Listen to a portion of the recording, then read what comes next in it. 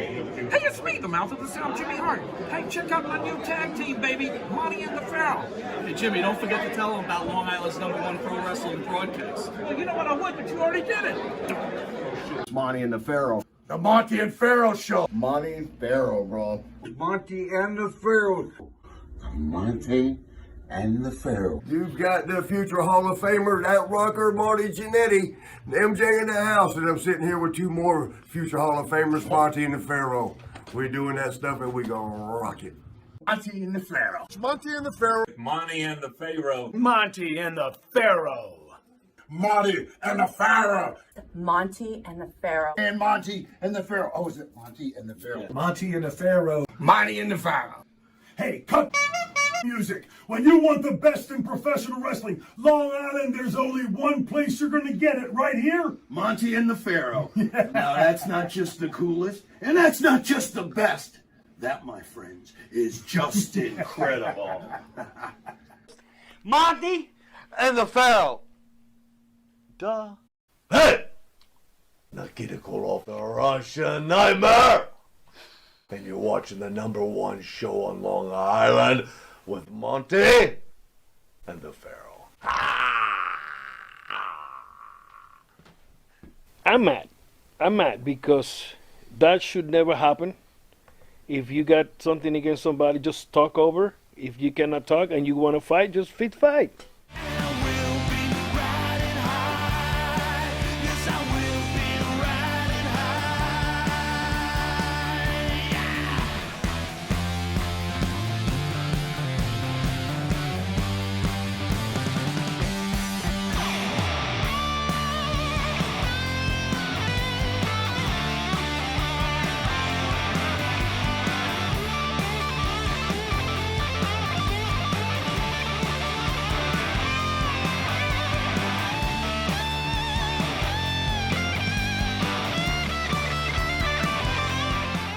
Welcome back to Long Island's #1 pro wrestling broadcast, Monty and the Pharaoh, seen only here out of Indie Music TV in Long Island, New York. We want to welcome our honor, Mr. Savio Vega. Thank you, sir, for coming to studio. I appreciate it. Thank you for having me here. Recently, we had the joy of getting to see you again on WWE television during the Survivor Series retirement of The Undertaker. Can you share your thoughts about The Undertaker? His career, what he means? Well, you know what? I saw the story of Undertaker or Mark before he come to be the big character that he is. I met it back in '94. You know, when Yokozuna arrived there, and Bam Bam Bigelow. It was Bam Bam Bigelow, Bader, Rikishi, Yokozuna, and me, and Sam, and one of the Samoans. We were in Japan for New Japan Pro Wrestling. And that's when already I hear the Yokozuna, they signed Yokozuna to go to WWF by that time. After that, when Bam Bam Bigelow, Rikishi, then me. You know, I went there because I told one of the guys, was Bam Bam. I say, tell Scott Hall, when you see it, tell him I say hello, Razor Ramon. And back, when Bam Bam come back for his last tour, he said, here's his number, call him this day, he gonna be at home. And I call him. That's when he said, I talked to the old man, so to bring you in. And I did my tryouts and, whatever. That's when I met Undertaker. And we connect right away with the crew of Yokozuna, Fatu, Mr. Fuji, Paul Bearer, Crush, we all together, and that's when we start calling BSK. And we got the Garwins there too. I mean, we have fun. When they call me to be at the Survivor Series, it's possible you come down. They're gonna do the farewell for Undertaker. You interested in coming? So, yes, for him, man. He said, well, they're gonna probably call the rest of the crew. They don't know yet. I said, all right. So they know they're gonna call, but they don't want to tell us. So finally, we find out that we gonna be together. Man, happy. I didn't even see the Garwins in 20 years. I saw Yokozuna. Rikishi. Because we booked him in Chile, and we went to Chile and stuff like that. But even Papa Chango and Taker, and even Taker, I saw him in Puerto Rico. He come down to wrestle, and I found out that he's gonna be there. I contact him. He wait for me there, and we talk for almost an hour. Then he went to the ring. But man, what a guy! He's a professional. He's a gentleman. He was the leader of the dressing room. Of course, he don't know where he's going with his character, like we don't know till things happen day by day. He stay focused on the company. They give him the big super huge opportunity, and he took it. And look, the best entrance ever. I have the chance to wrestle him and to be in that ring. I mean, before wrestle him, I was doing the Quan, and of course I see the entrance and nice and this and that, and but then be in the ring when the entrance coming in, it's another world. It's another. I got goosebumps. It's total different.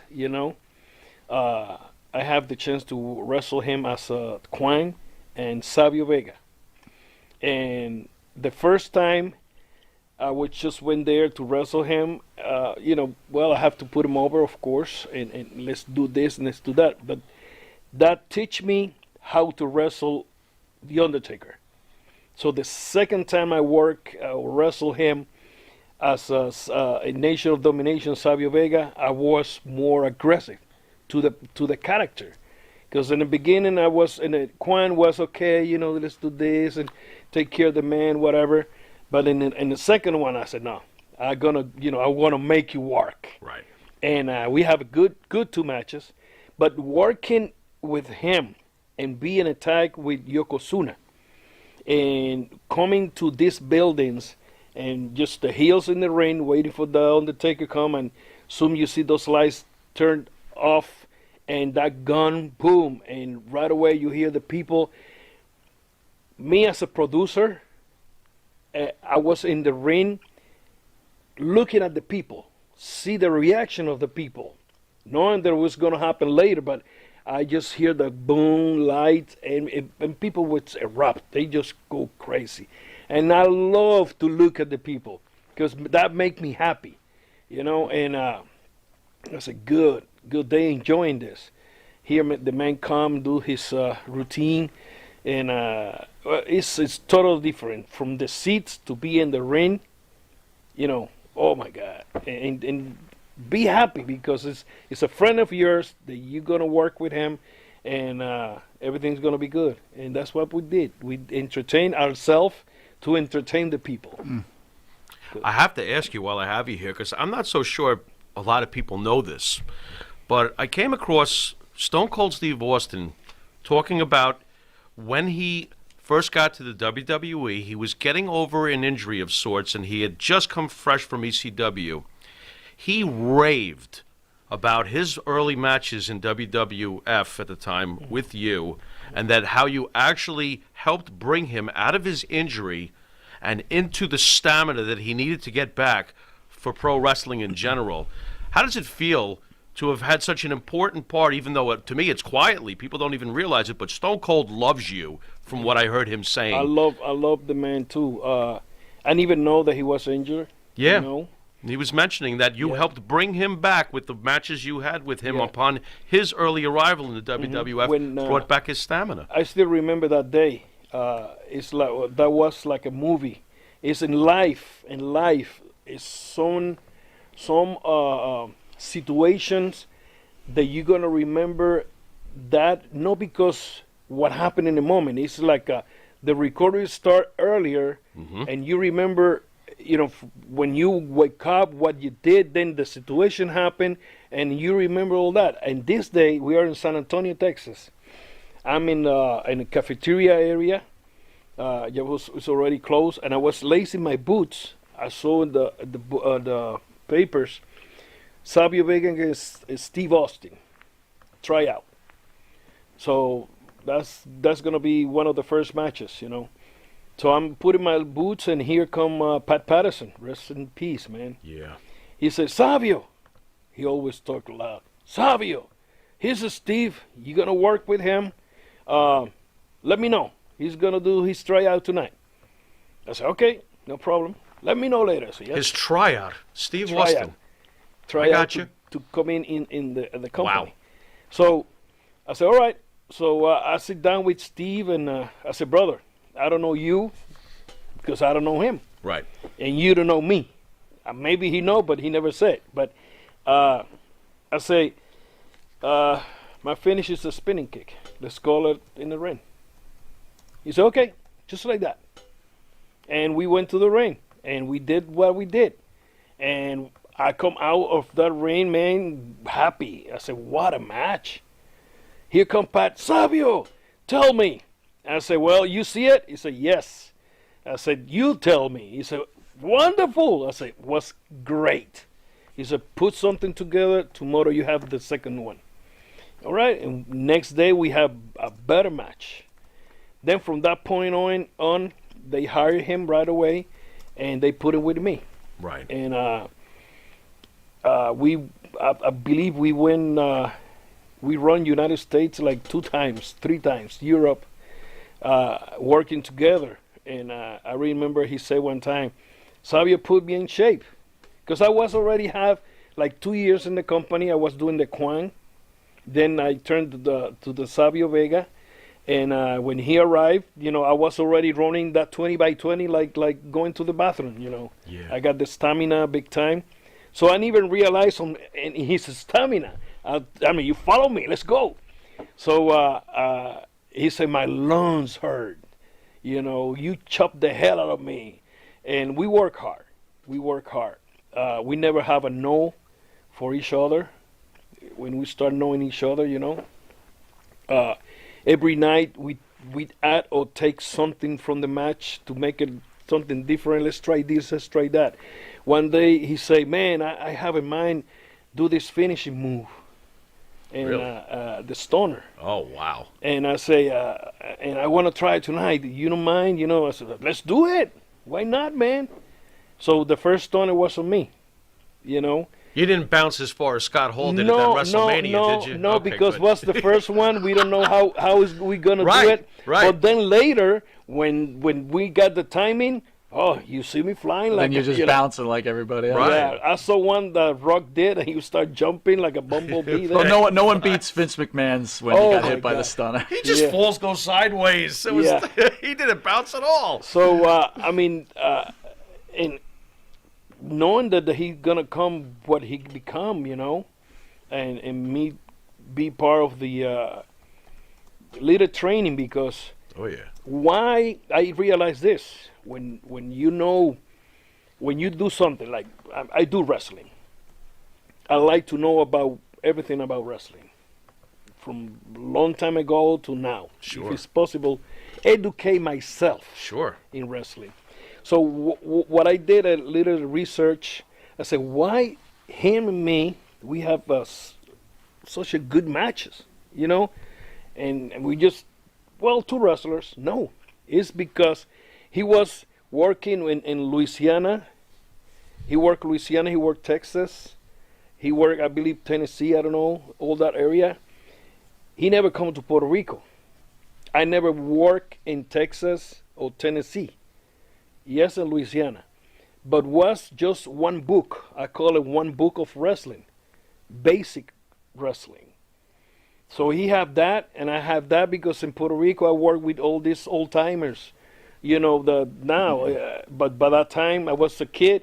Wrestled Afan Sika, Iron Sheik, Abdullah the Butcher. Cologne. The Colognes. Right. You know, you working with all these guys. So they use the same math, the same book. So when Steve and me work, we are working in that book. You're in that book. Play by ear.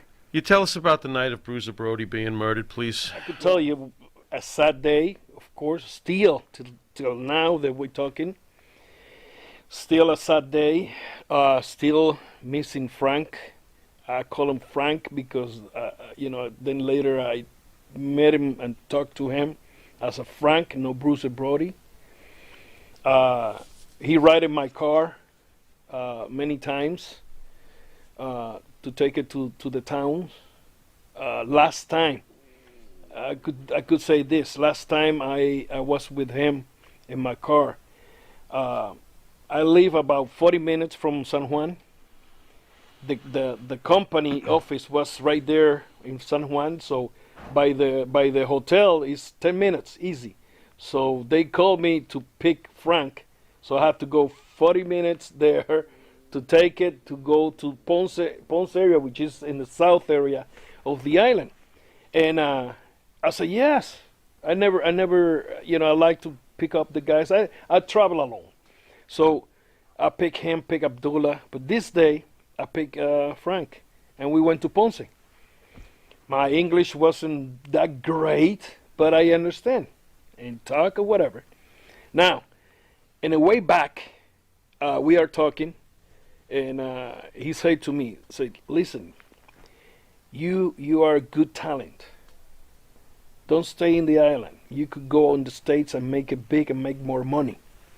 I'm like, okay, So I was thinking in my head, translate all that what he say in English in my Spanish, and I say, well, this is the guy that gonna help me. I'm gonna ask him later to help me, to book me because he know everybody. I don't know nobody. Right. Sure. So, boom, the Gaga happened.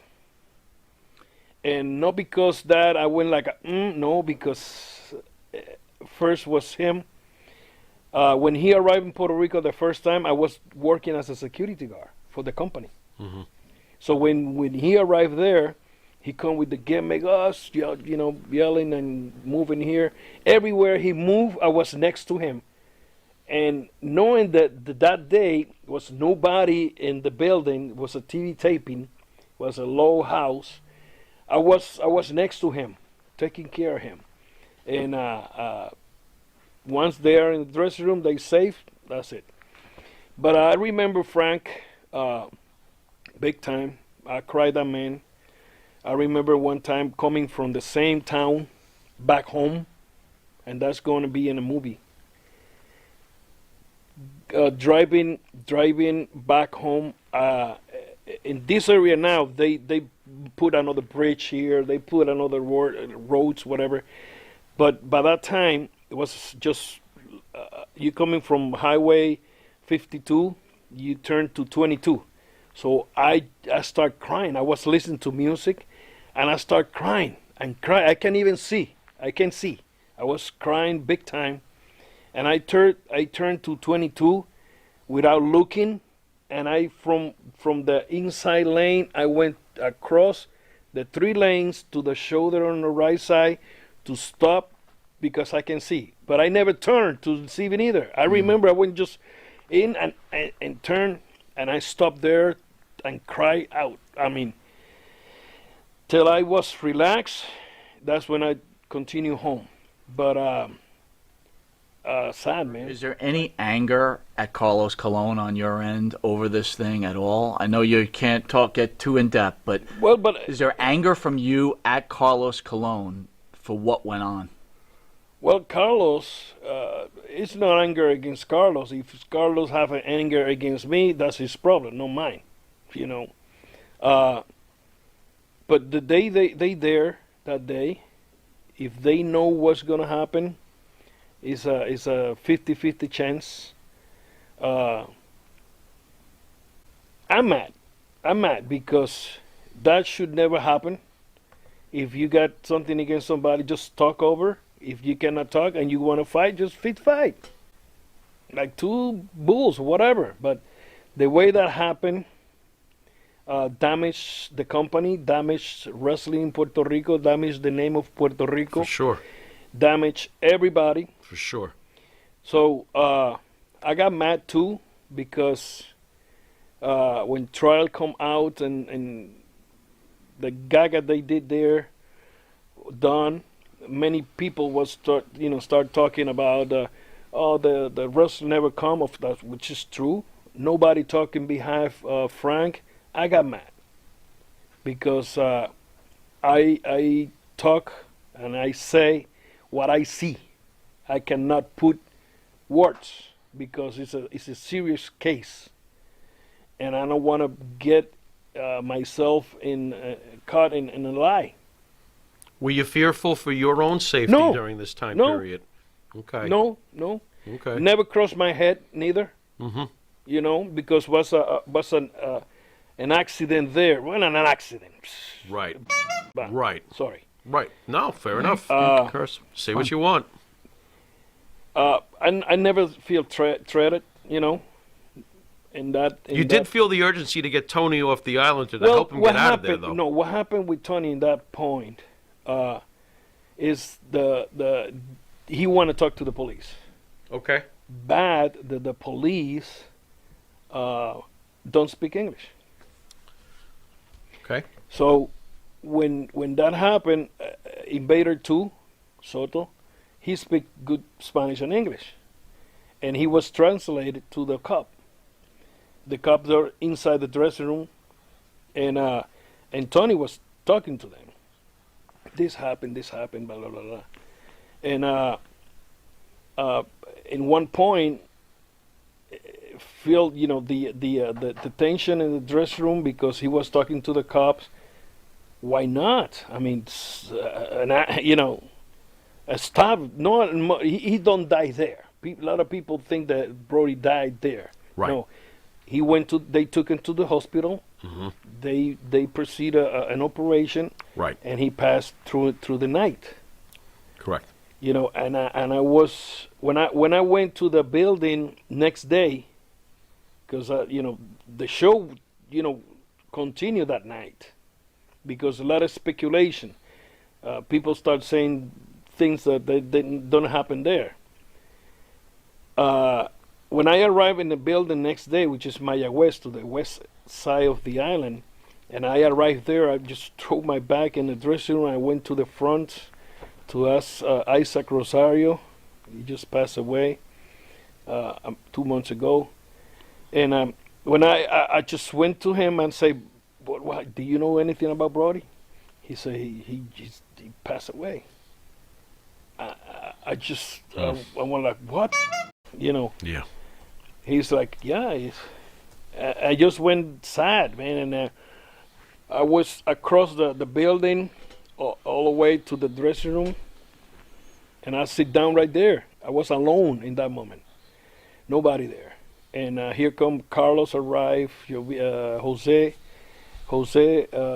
Invader, and Jose Colon, Carlos' brother, and Jovica. They just arrived, and I said to Carlos, "Hey, do you hear the Brody passed away?" He said, "Yeah, I hear that." And I'm like, and Invader was there like nothing happened. How did Carlos seem about it? He was kind of a worry. Okay. He was kind of a worry because... You sense any grief from him?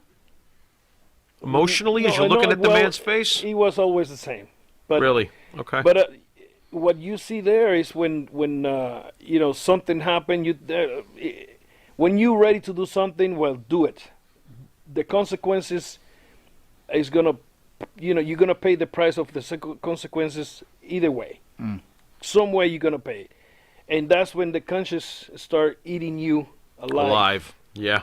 And it's no jail, no whatever. Your consequences is gonna kill you, because your prison is your own conscience. That's gonna be a hammer in your head. Interesting. Boom, boom, boom. What was the fallout towards WWC from American wrestlers after Brody's murder? That night, the second day, none of the guys arrived. Some of the guys left. Puerto Rico. There you go. Everybody pissed because when that happened, somebody went to the Hills dressing room and tell them that. Remember, I told you separate dressing room all the time. So somebody went to the Hill dressing room and explained them this happened. So I guess whatever they say, somebody, I don't know who, say whatever there. Everybody's like, but what happened? I mean, he's still alive, of course. So, okay, a fight between two guys, a knife was involved, and all right, he's alive. So the show went on. When he passed next day, that's when everybody said, That's it. go with this, and everybody left. You know, by that time was no cell phones, no beepers, no nothing. Yeah. Of course. Just so I went to the building. When I arrived there, I realized they canceled the show. Of course, nobody come. Yeah. Cancel the show. I mean, that was to have a full house that day because outside was packed. People, you know, arriving. But that damaged the company. That damaged wrestling till this day. People are still talking about it. Every still, day. And the fans are still Every grieved day. over the loss of day. Bruiser Brody. I have a picture of Brody in my home. Even I call one of my dogs. I call it Brody. You know, Log Frank. You know, they tried to put him in the trial like he was as a character. You know, that he was like that crazy and this and. How the hell he's gonna be like that? He was studied as a lawyer, so you're gonna be in court as a lawyer. Hush, hush, look at me, hush. Right, you know, right. it's like it's not common sense. Who, in your opinion, is the Mount Rushmore of professional wrestling? I got to pick 4 people that best represent to you the history of this business. Who are the 4 faces, if you can? Oh, I put there, of course, Harley Race. Harley Race. I put Flair there. Flair. That's 2 of my favorite. I put Brody. Brody. Oh yeah. Okay. And got one more. Savio Vega. Savio Vega. That's it, baby. There we go. That's what I'm talking about. There we go.